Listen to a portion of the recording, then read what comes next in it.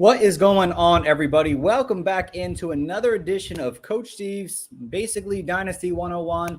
Last week, I kind of went over just the overall basics of what Dynasty fantasy football is. If you're new to the basically the league type there, and I kind of went through the basic steps on it. Now I'm going to go in a little bit deeper onto more of the draft side of things here, and what you should kind of look for and try to do on like a startup mock draft, or not mock draft, but a startup draft in Dynasty right now.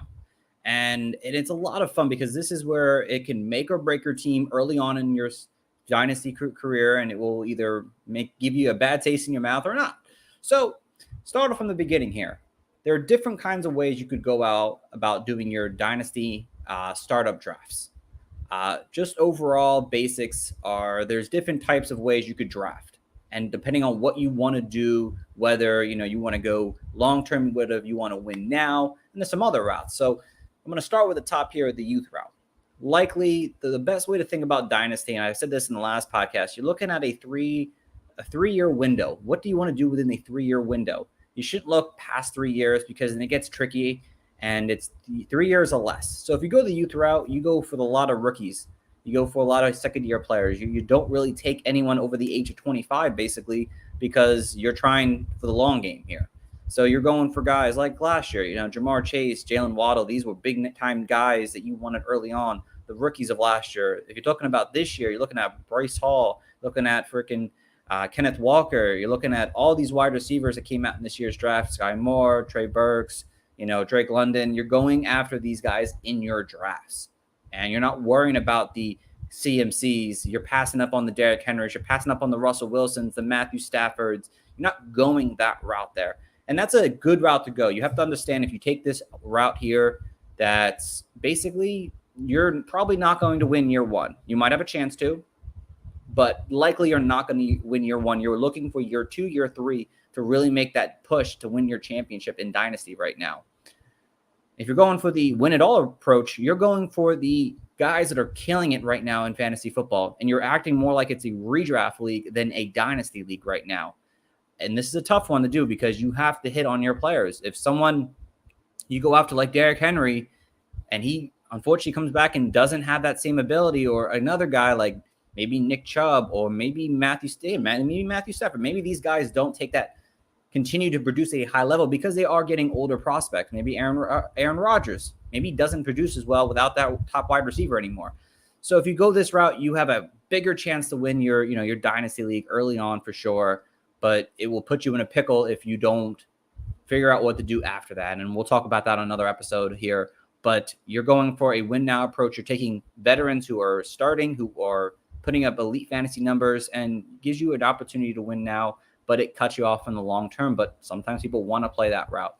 Other routes, like I like to go, you kind of go with a mixture of both. You kind of keep yourself competitive, but you also want to build that youth route. I prefer that overall. People love to just go youth. People love to just go win it all. But I prefer a little mix of both, to have some players that help you win now and some players that long term you have on this dynasty team. I just feel like a nice mix of balance kind of helps you out overall. As far as attacking the positions here, there's many things you can do here. If you're in a super flex league, usually quarterbacks will go early. So if you want one of these elite quarterbacks, taking them in round 1, round 2, or likely you're going to have to do that because they will start flying off the boards super early. And if you wait, I waited when I first started playing Dynasty football. It was a mistake because I went with Phillip Rivers, Ben Roethlisberger, Jared Goffs of the world. And you know what? I did not win a championship with those teams because of the quarterbacks kept me from really taking that next level. Yeah, you're getting a lot of great skill position players, but it's just not the same when you have that elite quarterback, because it's so rare that a quarterback is going to continue to put up, 20 plus fantasy points each and every single week when they're on a high power offense, which is what you want. So you're going after the Herberts, you're going after the Burrow and Mahomes, Allens of the world, and trying to pair them up with elite talent there.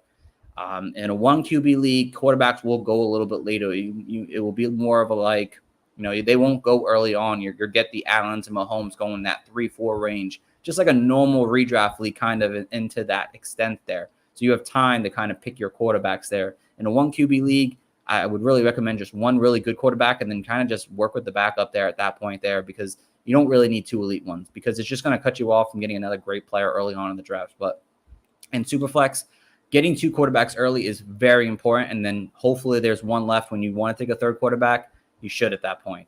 Running backs, I always say I like to go the hero route, where in which you basically take one really good running back and then at that point just tank the position, because honestly, the way I see with running backs is that they have a very short lifespan. You want to go and get the rookies, the young guys, to wait for the board to kind of drop and take some of the backups who can produce, someone who can just fill that RB2 spot and fill up your bench when you need to have a running back starting. Wide receivers is where I love to attack in startup drafts, because you're going to get a lot of young, talented wide receivers that are going to blossom into wide receiver ones. Going for like Michael Pittman's, the Gabriel Davis's, the Darrell Mooney's, obviously the young guys like Chase, Waddle. Going after wide receivers early on is a really strong way to go. If you choose to wait and go the running back route, you're going for more of that win now approach overall, because if you don't get some of those elite talents, especially depending on the scoring format, you might be putting yourself in a really bad situations.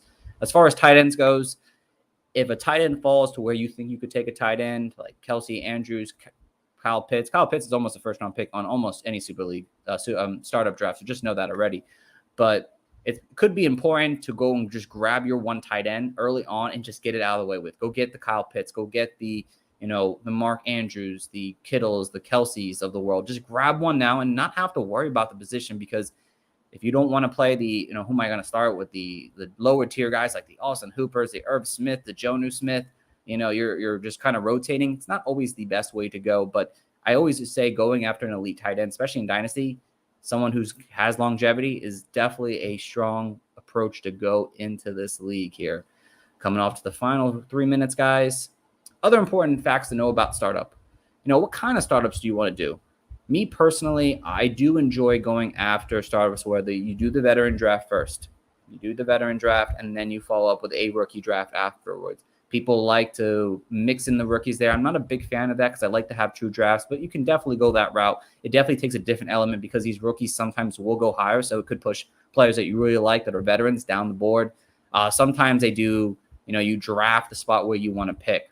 And that's always a cool way too. You usually draft a kicker, and that would be your placeholder for the rookie draft selection there. I think overall, the best way I've been able to do these rookie drafts and startup drafts, that you want to have multiple drafts, if you enjoy that approach, is to have like a derby style where, you're picking the spots you want in both drafts. So say you have first pick, you pick the veteran draft pick, you pick 101, boom. And then you have to go through everyone else in the owners, comes back around, and you get whatever picks left in the rookie draft. Or let's say you're in the middle of the draft and you get the 1-7 in the veteran draft, but you get the 103 in the rookie draft.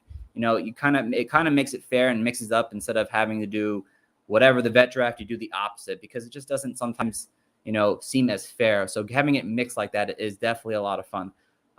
Definitely recommend trading in the rookie and the startup drafts. It's definitely a lot of fun. It could get tricky on how you want to approach it. I wouldn't go too crazy, just keeping drop, because a lot of people like to drop down the elite board and fill up with a lot of middle tier players. I think it's important to get those star players on your team for sure. It's definitely another place where you can trade rookie picks, honestly. If you want to get rid of your rookie picks early on and just attack the veterans and have that kind of play style, it's a great way to go. Or even to collect, if you're looking to go long term. Let someone else take this veteran spot you don't like and collect the first round pick in next year's rookie draft. Whatever you want to do, it's definitely a lot of fun. Like I said, I kind of mentioned the rookies already, out of order there. Some other stuff to consider, it's going to be a long draft. You want to do an 8-hour timer. You want to take your time with it. You don't want to rush the rookie draft, because it's really important, because if you mess up on this startup draft, it could make or break your season, and it could make or break how you feel about playing Dynasty, because Dynasty is so much fun. It's only one aspect of the game there, but you're going to have a lot of fun doing it. Again, it's important to remember the scoring setup. Look at your league scoring setup, because that could really determine on what positions you want to attack first. Tight end premiums, full point PPRs, point per carry, whatever it may be, super flex. Obviously, it's important to go after whatever scoring positions you have to worry about early on in your startup leagues. So, but that is going to wrap things up. Like I said, I like to keep these to quick 10 minutes, guys. Just a quick overall cap of a startup fantasy draft here for you guys. A startup dynasty draft. Sorry about that. I hope you guys do like these. I'm sorry, guys. I'm tired tonight. But I'm going to continue to do these, kind of give a little intake about a lot of different things. I might eventually get into more of like actual fantasy football advice and talk like that. But early on, I wanted to help those who wanted to play Dynasty have an opportunity to, take advantage of that and learn a little bit. And again, if you have any questions, you can hit me up over on Twitter at Coach Stephen P. You can also hit me up over on Twitter at Coaches Fantasy. And please check out the Fantasy Coaches podcast, www.thefantasycoaches.com. I appreciate you guys for listening in. Tune in until next time, guys, and have a great one.